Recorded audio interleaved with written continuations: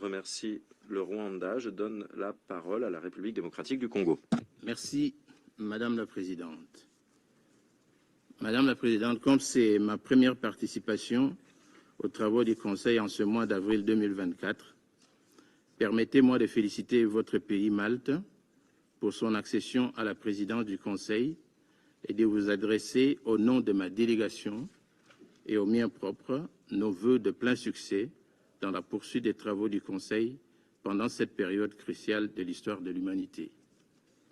Je me sens autant plus honoré de porter la voix de mon gouvernement dans cet exercice d'évaluation à mi-parcours de l'accord cadre d'Addis Abeba que j'apprécie votre choix porté sur l'examen de la situation dans la région des Grands Lacs avec une attention marquée sur la promotion de la participation des femmes dans les efforts régionaux de médiation en faveur de la paix.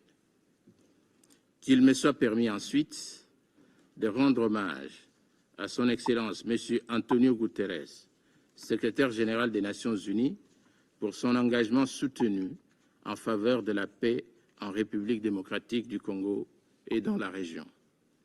Je voudrais associer à ces compliments d'usage la mention très particulière de Madame Joyce Musia, secrétaire générale adjoint des Nations Unies et coordonnatrice adjointe des ressources d'urgence, de secours d'urgence. Madame la Présidente, je voudrais également saluer la présence à cette réunion de Son Excellence Madame Esmeralda Bravo Mendonça, secrétaire d'État aux relations extérieures de la République d'Angola, et de Madame Petroni Vaweka, ma compatriote, qui a été médiatrice de la paix dans l'Ituri et lauréate du prix américain pour la paix Women Building Peace. Qu'il me soit enfin permis de remercier l'ambassadeur Wang Xia, envoyé spécial du secrétaire général dans la région des Grands Lacs, que je salue pour la qualité de sa présentation de ce matin.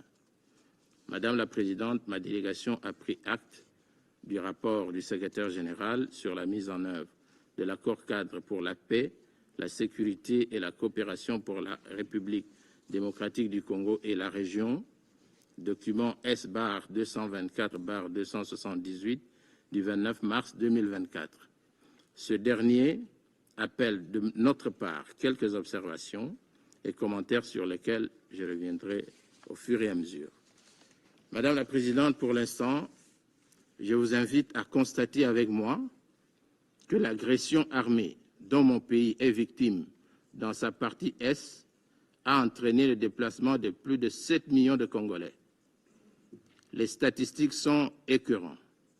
Plus de 70% d'entre eux sont des femmes et des filles. Privées de leurs besoins vitaux basiques, ces femmes congolaises ont perdu toute dignité humaine, beaucoup d'entre elles ayant subi des viols, violences sexuelles et autres traitements cruels, inhumains et dégradants, en particulier dans les périmètres des zones minières. Cette situation, au lourd bilan humain, soit 15 millions de morts, est l'œuvre d'un pays voisin, le Rwanda, à qui l'obsession et l'ivresse des matières stratégiques que regorge le sous-sol de mon pays ont fait perdre toute raison. Ce pays voisin s'obstine à poursuivre son emprise criminelle à la faveur des bénéfices économiques colossaux. C'est pour cette raison que toutes les initiatives de paix prises au niveau régional et international sont restées lettres mortes. Il en est ainsi notamment du plan de paix issu des processus de Luanda et de Nairobi, processus dont le Rwanda a délibérément bloqué l'exécution afin de gagner du temps et de chercher à réaliser son ambition démesurée de se constituer en RDC une zone d'influence qu'il transformerait en colonie d'exploitation et de peuplement à partir de laquelle il contrôlerait les institutions congolaises. Ces actions du Rwanda sont inacceptables et violent la paix régionale et les prescrits de l'accord cadre d'Addis Abeba auquel ce pays avait pourtant librement souscrit. Madame la Présidente, la préoccupation majeure des autorités congolaises en général et du président de la République en particulier demeure la restauration de la paix dans la partie est de la République démocratique du Congo. Ma délégation attend ainsi des partenaires bilatéraux et multilatéraux de la RDC un accompagnement sincère et responsable, non seulement pour le rétablissement de la dignité tant bafouée de la femme congolaise en général, mais également dans les efforts de pacification en cours en vue du rétablissement de l'autorité de l'État sous le leadership du président de la République, son Excellence Félix-Antoine Tshisekedi Tshilombo. Restaurer la dignité de la femme congolaise devrait certes être une priorité, mais une telle action devrait permettre de surmonter les préjugés et les stéréotypes pour que la femme congolaise, victime des conflits armés violents, puisse mettre leur expérience à profit afin de jouer un rôle décisif dans la prévention et la résolution des conflits. Permettez-moi de souligner que la République démocratique du Congo a pleinement souscrit à l'agenda Femmes, Paix et Sécurité consacré par la résolution 1325 du 31 octobre 2000. Les femmes dans la région des Grands Lacs étant les principales victimes des guerres, de l'agression et des conflits, il est important et juste qu'elles puissent également être impliquées dans la gestion des conflits. L'inclusion du leadership des femmes dans les stratégies régionales de paix, de reconstruction et de processus de médiation à travers la région des Grands Lacs est pertinente car leur participation dans la prévention et la résolution des conflits pourrait avoir un impact positif avant, pendant et après un conflit. À cet effet, ma délégation encourage les efforts déployés par l'envoyé spécial du secrétaire général dans la région des Grands Lacs pour justement équiper, renforcer les capacités des femmes médiatrices du Forum régional des femmes de la CIRGL. Pour clore ce chapitre, il y a lieu de reconnaître que la Convention place des femmes dans sa mise en œuvre. Pour régler les conflits de manière durable, il s'avère fondamental d'inclure et d'élargir de manière plus exhaustive le concept de genre dans la consolidation de la paix dans les Grands Lacs. Le processus de la revitalisation en cours de l'accord cadre pourrait offrir une opportunité pour l'adapter à cette réalité. Madame la Présidente, s'agissant de la mise en œuvre de l'accord cadre pour la paix, la sécurité et la coopération pour la République démocratique du Congo et la région, l'obligation est faite à tous les pays signataires de réaffirmer leur volonté politique de faire avancer la réalisation effective des engagements régionaux, notamment celui de ne tolérer, de n'aider ni soutenir de quelque manière que ce soit les groupes armés. La République démocratique du Congo participe activement aux efforts de revitalisation en cours de cet accord cadre et se tient prête à soutenir la feuille de route qui s'est dégagée à l'issue de la retraite de Durban en novembre 2023, telle que revue du 1er au 2 février 2024 par le comité d'appui technique avant sa validation à la prochaine réunion de haut niveau du mécanisme régional de suivi prévu en Ouganda. Par contre, garantie de l'impunité, le Rwanda et le M23 s'entêtent et ne respectent aucun engagement pris.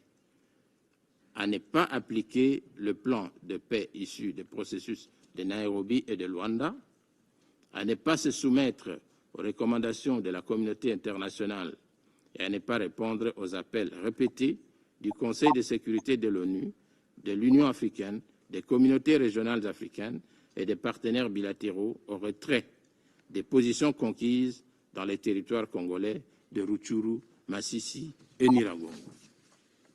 Madame la Présidente, la République démocratique du Congo continue à souscrire aux efforts régionaux, notamment le processus de Luanda et de Nairobi. Mon pays réitère sa demande faite au Conseil de sécurité d'appuyer ce processus en maintenant le maximum de pression sur le Rwanda et le M23. Le renforcement de la coopération judiciaire dans la région des Grands Lacs pour lutter contre l'impunité à l'échelle régionale à travers la mise en œuvre intégrale de la déclaration de Kinshasa signée en juin 2022 est un axe important. La République démocratique du Congo réitère par ailleurs sa demande faite au Conseil face aux menaces posées par les groupes armés étrangers, que chaque pays de la région concerné puisse mettre en place des mécanismes, créer des conditions pour prendre en charge dans leurs territoires respectifs leurs propres rebelles qui n'ont que trop écumé l'Est de la République démocratique du Congo. Que le Conseil de sécurité puisse à la prochaine rencontre demander à l'envoyé spécial du secrétaire général dans la région des Grands Lacs de faire un rapport circonstancié sur cette question précise. Pour clore, je voudrais rassurer le Conseil que la République démocratique du Congo, pays épris de paix, respectueux des dispositions du droit international et des valeurs de la Charte des Nations Unies, va continuer à contribuer de manière constructive aux efforts de paix régionaux. La République démocratique du Congo ne se départira pas de sa vision. Elle veillera à renforcer sa coopération économique et intégratrice uniquement avec les partenaires sérieux et sincères pour un Grand Lac gagnant qui fait barrage à toute forme de prédation éhontée. Madame la Présidente, vous allez permettre qu'en 2 ou 3 mots, je puisse répondre à la confusion que le représentant du Rwanda vient de jeter dans l'esprit des membres du Conseil qui étaient pourtant bien éclairés tout à l'heure, parce que le représentant du Rwanda a amené dans le débat des éléments non vérifiés qui peuvent s'apparenter pratiquement au mensonge. Premièrement, s'agissant du génocide rwandais de 1994, parce qu'il a bien souligné que ce génocide a jeté ses conséquences sur le territoire de la République démocratique du Congo. Je voudrais souligner un certain nombre d'éléments par rapport à cela. Il est tout à fait vrai que le génocide rwandais a produit plus d'effets négatifs sur le territoire congolais que sur le territoire rwandais. Pour une raison simple. Depuis que ce génocide a eu lieu au Rwanda, la République démocratique du Congo subit des massacres à répétition de troupes rwandaises sur le territoire congolais. Notez bien que depuis lors, plus de 15 millions de Congolais sont morts, alors que le génocide rwandais n'a occasionné que quelques 800 000 morts. Et parmi ces 800 000 morts, tenez-vous, il n'y a pas que des Tutsis dedans. Il y avait des Hutus modérés et il y avait une troisième tribu qui était concernée par ce génocide. Donc, qu'on ne montre pas les gants pour dire génocide Tutsi tout simplement. C'est le génocide rwandais. Deuxièmement, les causes profondes du conflit, parce qu'on en parle. Si nous devons aller aux causes profondes du conflit actuel, il faut rentrer justement à ce génocide. Mais le génocide ne commence pas par le génocide.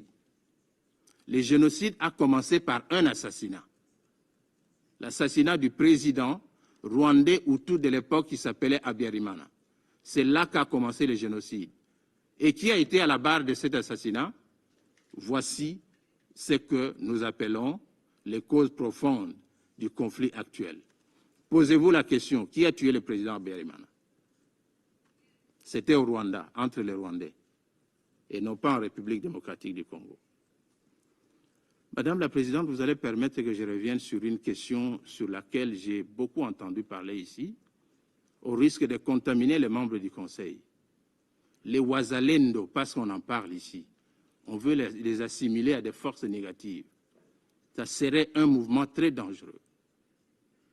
Les Wazalendo sont des patriotes congolais, des jeunes patriotes congolais, qui ont souffert des affres de la guerre, dont les parents ont été violés, pour beaucoup, par les troupes rwandaises sur le territoire congolais, dont les parents ont été assassinés à leur présence. C'est des jeunes gens qui ont souffert des affres de la guerre, qui aujourd'hui n'ont pour seul moyen de survie que de protéger le territoire de leur pays. C'est aujourd'hui, vous avez suivi le rapport qui a été présenté tout à l'heure là par OCHA. Combien d'enfants sont jetés dans la rue, dans les territoires du Nyiragongo, de Rutshuru et de Masisi? On est en train de préparer les Wazalendo de demain. Ces enfants deviendront des Wazalendo de demain. Mais il ne faudra pas les appeler des forces négatives. Ça serait malhonnête de considérer que des gens victimes d'une agression armée qui se défendent soient considérés comme un groupe armé. Ils ne sont pas un groupe armé. Enfin, et pour terminer, la contribution au maintien de la paix. Nous avons toujours contribué au maintien de la paix en respectant nos accords, en respectant tout ce que nous signons.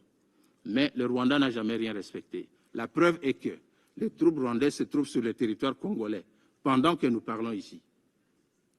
Et le représentant des États-Unis a bien fait de demander au Rwanda de retirer ses troupes du territoire de la République démocratique du Congo. Ils ne le font pas, mais ils viennent brandir le génocide, le discours de haine. On ne les écoutera pas éternellement. Je vous remercie, Madame la Présidente, pour votre patience. Je remercie le représentant de la